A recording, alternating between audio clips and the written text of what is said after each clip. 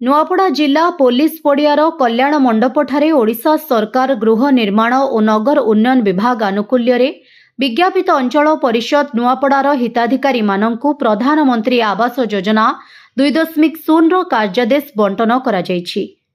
एही कार्यक्रम रे मुख्य अतिथि भावे नुआपड़ा एनएससी अध्यक्ष मोहम्मद आदम, जिला मुख्य उन्नयन अधिकारी लंबोधर धरुआ, एनएससी उपाध्यक्षा सह समस्त वार्डर काउंसिलर उपस्थित थिले। ଏହି କାର୍ଯ୍ୟକ୍ରମକୁ ନୂଆପଡ଼ା ଏନ୍ଏସ୍ସି କାର୍ଯ୍ୟନିର୍ବାହୀ ଅଧିକାରୀ କୁରୁକ୍ଷେତ୍ର ନାୟକ ମଞ୍ଚ ପରିଚାଳନା କରିଥିଲେ। ଏହି ସହରର 202 ଜଣ ହିତାଧିକାରୀଙ୍କୁ ପ୍ରଧାନମନ୍ତ୍ରୀ ଆବାସ ଯୋଜନା କାର୍ଯ୍ୟାଦେଶ ପ୍ରଦାନ କରାଯାଇଥିଲା।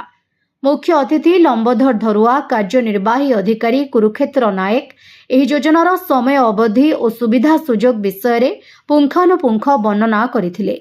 ଏହି କାର୍ଯ୍ୟକ୍ରମରେ ଆହୁରି ଭିନ୍ନକ୍ଷମ ଓ ଜନସାଧାରଣ ମାନଙ୍କୁ ନେଇ ଏକ ଭିନ୍ନକ୍ଷମ ଦିବସ ପାଳନ ହୋଇଥିଲା।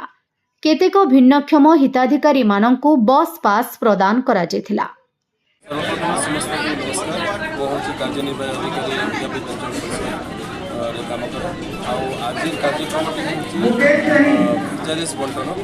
प्रधानमंत्री आवास योजना 2.0 आज कार्यादेश बंटन कर 203 जन को आम कार्यादेश बंटन कर सहित आज जिला प्रशासन तरफ भिन्नक्षम दिवस पालन होता है। भिन्नक्षम दिवस पालन अवसर में भिन्नक्षम भाई भाई आम बस पास सहित कार्यादेश जेहेतु प्रधानमंत्री आवास योजना अंतर्भुक्त हिताधिकारी के काना हिताधिकारी को निश्चित भाव में गोटे मोर निवेदन रखी कार्यनिर्वाही अधिकारी हिसाब से उपयुक्त समय कार्य समापन कर सरकार जो प्रोत्साहन राशि अच्छी से प्रोत्साहन राशि से पाए।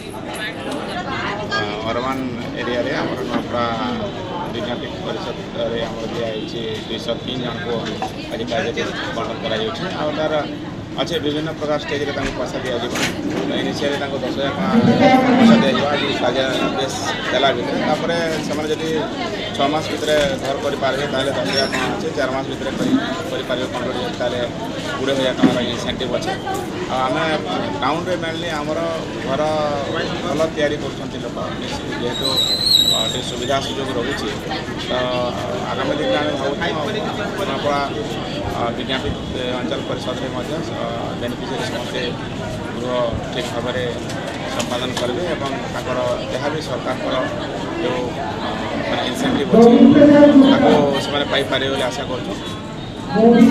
नुआपड़ा जिल्लारू जगन्नाथ सागर का रिपोर्ट ओडिशा हाइलाइट समाचार। खबर दुनिया रे जोड़ी हेबा पाई सब्सक्राइब करंतु ओडिशा हाइलाइट समाचार को आउ दबे दियंतु बेल आइकन को सर्वप्रथमे खबर पाइबा पाई।